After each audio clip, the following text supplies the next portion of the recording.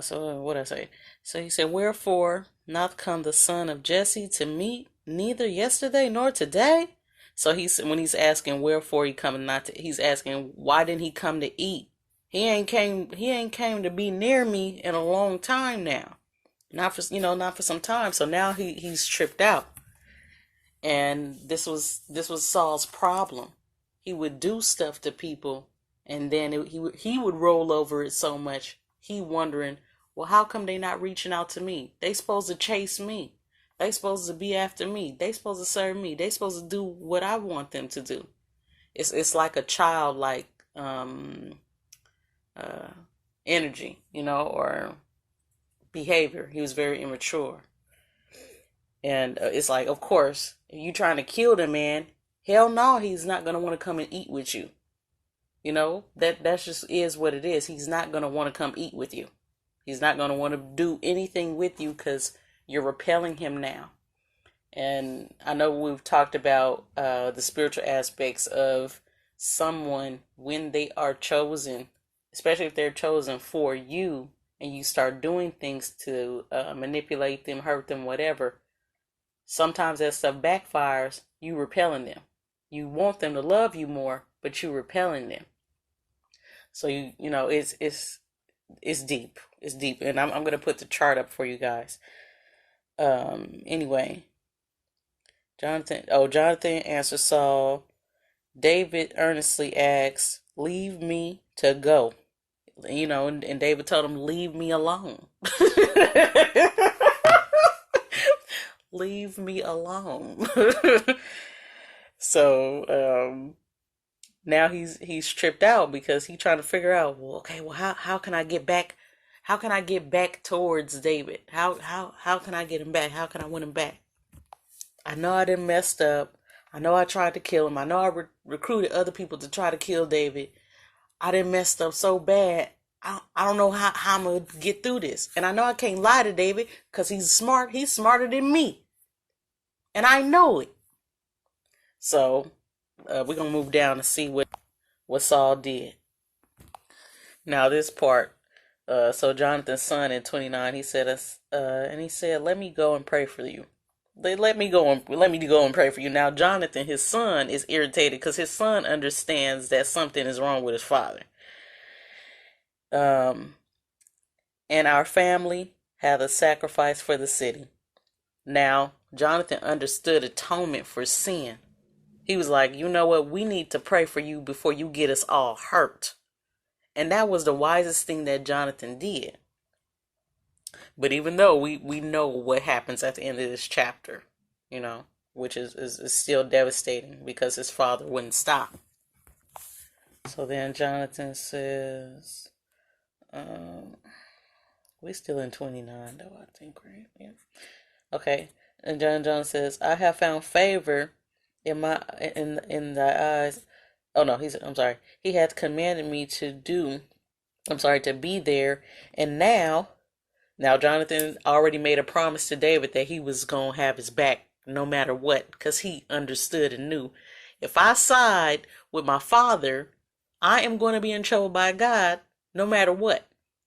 And what's on this land, for the laws of the land, I'm going to be in trouble, on the laws, with the laws of the land, because I'm going to be siding with somebody that want to kill an innocent man.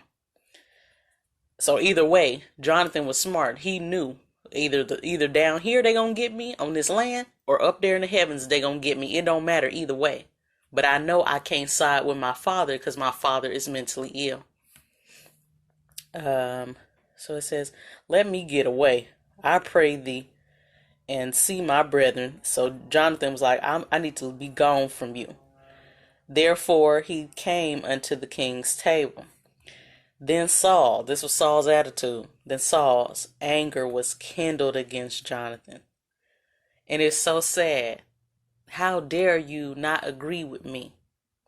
I want to kill this man. I don't care what y'all talking about. I want this man. I want to kill him, but I want to love him. I want to kill him and I want to love him. But you can't really, that's not a reality. That's not a good, that's not good. And he said unto him, Thou the son of perverse rebellion, rebellious woman. He called his son a rebellious woman.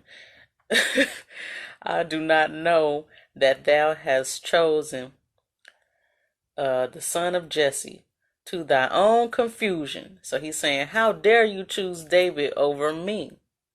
How dare you be on his side?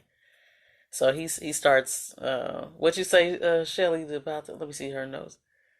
Gaslighting. He starts gaslighting the man. And thou, no, I'm sorry, going back, y'all.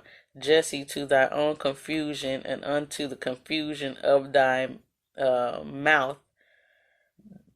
No, thy mother's nakedness. So he just started rambling on and saying like the strangest thing that he could say to his own son. But his son still left like, you know what, I'm finna go get up under God right quick, because you tripping. So then he keeps on yelling out. Now this time he yells about David. For as long as the son of Jesse liveth upon the ground, thou shalt not be established, nor thy kingdom. Wherefore now send and fetch him unto me, for he shall surely die. So at all costs, he wanted this man to die, no matter what. And then he's talking about his growth and his stability. He didn't want the man to grow. He didn't want the man to be stable. He didn't want the man to have nothing. So out of his jealousy, he wanted the man dead. So then this started a whole different argument. Now we're going to 32, 1 Samuel 32, verse 32.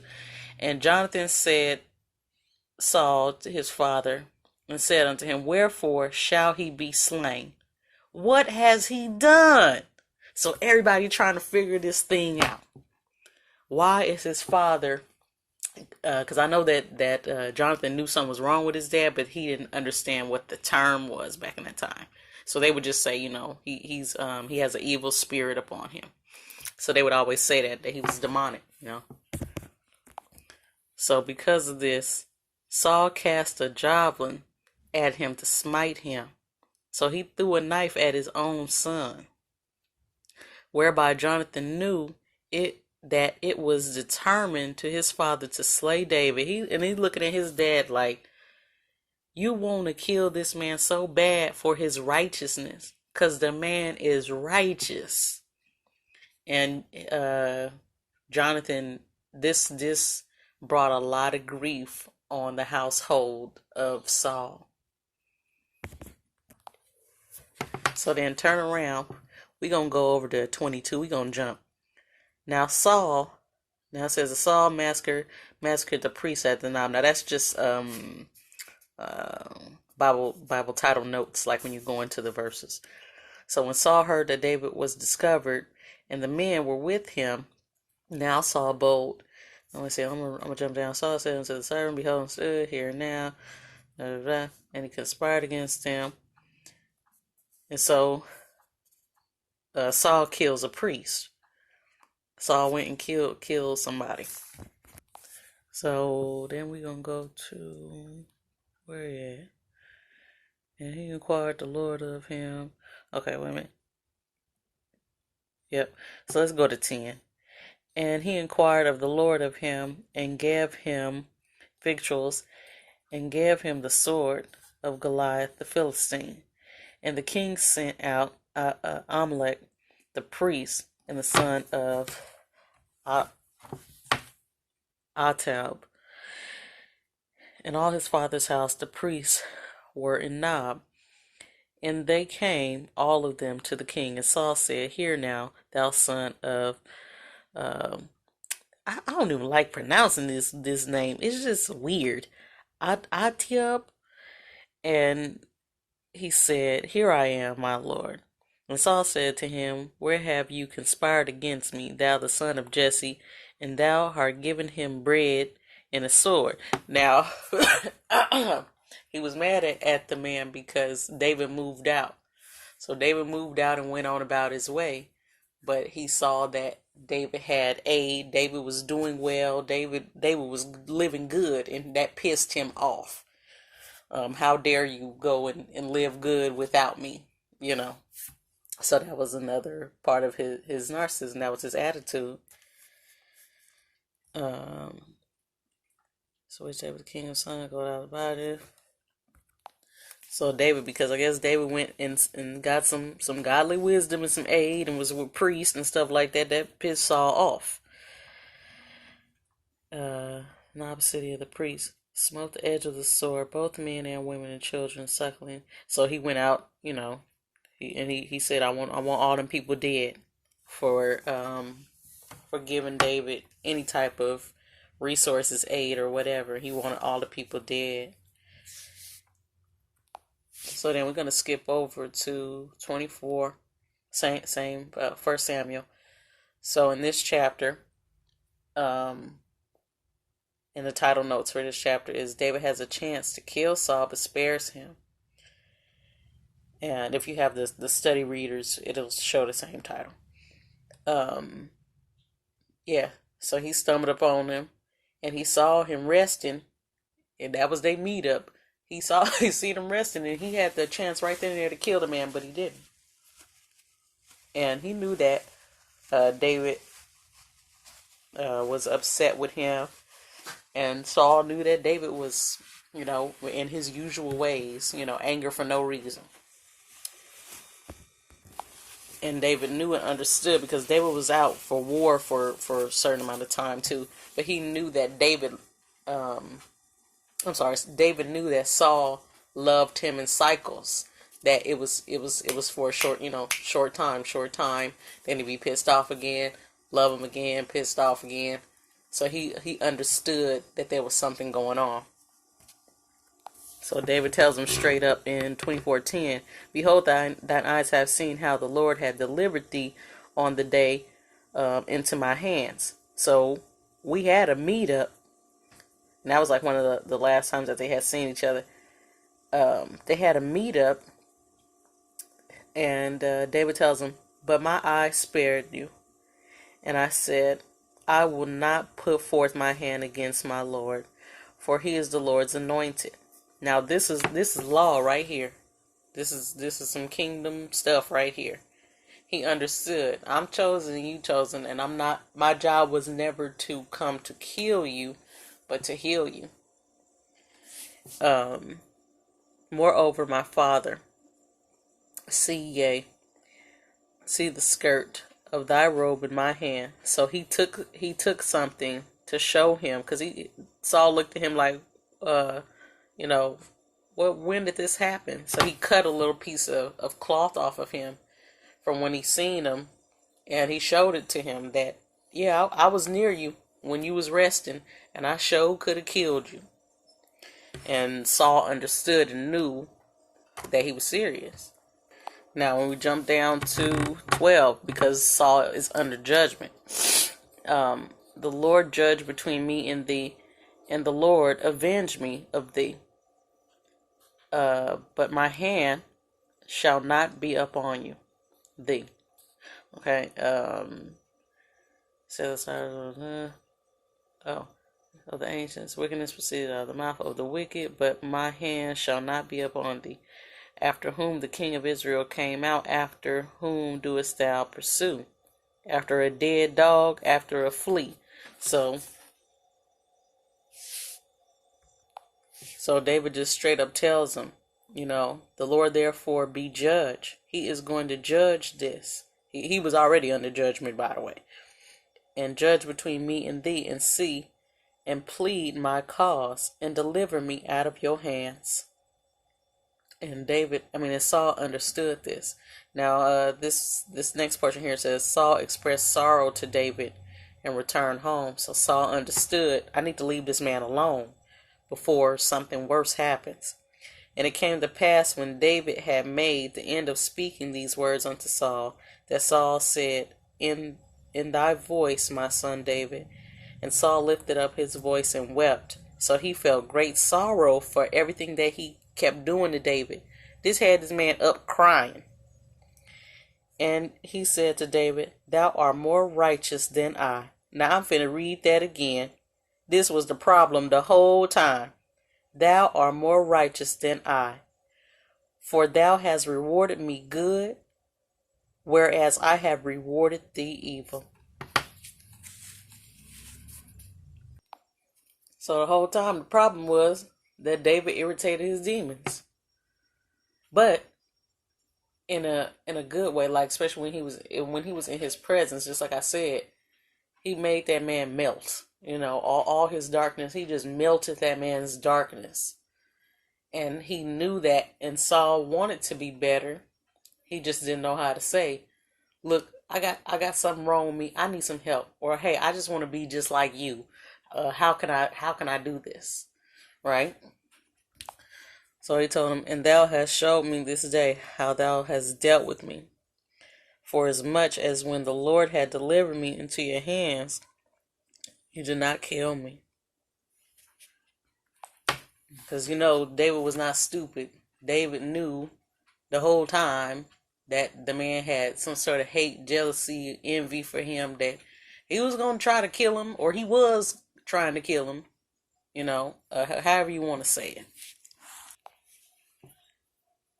But it was sad because, okay, we're going to jump over to chapter 26, y'all. It was sad because even after all that, oh, I'm sorry, he ain't deal with his demons at all. This man, now it says in the study notes on here, it says Saul's final pursuit of David. So he tried to kill this man one more time. He decided, you know what, I just can't beat this dude, but I'm gonna try it again anyway. So we're gonna skip over because this whole pursuit in 26, it's self-explanatory. David finds out that he was gonna try to kill him again. So David got upset, and he commissioned the Lord on that one. He was like, you know what, I'm just gonna make sure that I do what I gotta do, because as y'all remember, Saul was already under judgment. He had already been demoted, so he's already gonna lose. He was gonna lose his space, but he didn't know. Okay, how could I change this around? Now, if he would have stopped and did what he had to do to take care of his own self, his own, his evil spirit, he would have been all right. But we're gonna turn over to see exactly what Saul did. So wait a minute. If we drop down to 26, verse 16, it says, "This thing is not good that thou hast done.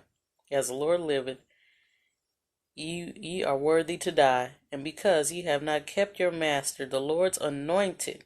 Now this is him Saul getting chastised, and see where the king's spear is, and curse of the water that was in his holster. And Saul knew David's voice, and he got excited. This is thy voice, my son David. And David said, "It is my voice, Lord, O King." It's like attitude. And he said, "Wherefore doth my lords thus pursue after his servant? For what have I done? Or what evil is in my hand?" So see, Saul goes back and forth. He goes back and forth. Everybody got light and darkness, everybody does. It's just how a person can be more overcome by the darkness. So now he's coming to himself. The light bulb didn't kicked on, and now he's sitting thinking, because now he's in the presence of David. And he's like, what have I done to you? Just like the time when I just read back, when he told his son Jonathan, "Go get him so I can kill him." But when he came in his presence, he couldn't help himself but to have love for him, or to fall more in love with him, and not, just like I said, not in a man on man kind of way, but he really loved the dude. And I don't care what y'all say. If y'all say it's a spiritual thing, physical thing, whatever, emotional thing, whatever, but David was all in one for this man. Physical, spiritual, emotional, whatever. He fulfilled him. Let me see. So now he's realizing, he says, "Now therefore I pray thee, let my lord the king of the words of his servant, if the Lord have stirred thee up against me." Now he's saying, I'm gonna let this slide because I understand this is ordained. This is all supposed to happen. It's all orchestrated and ordained by God. Let him accept an offering. So he trying to go towards reconciliation. But if they have, but if they be the children of men, cursed be they before the Lord. For they have driven me out of this day from abiding in the inheritance of the Lord, saying, Go serve other gods. And we know that was a problem back then, and it still is today, going to other sources that are not of God. Let me see, therefore, then I will fall on the earth. Okay, so then we jump down to 21. It says Saul acknowledges his sin. Then Saul said, I have sinned. Return my son David, for I will no more do thee harm, because my soul was precious in thy eyes. This day, behold, I have played the fool, and I have erred exceedingly. So this is Saul breaking his own pride and ego. He broke his own pride and ego because he kept on going after this man and after this man and after him over and over again. But he admits, I'm a fool. I'm a fool for doing this.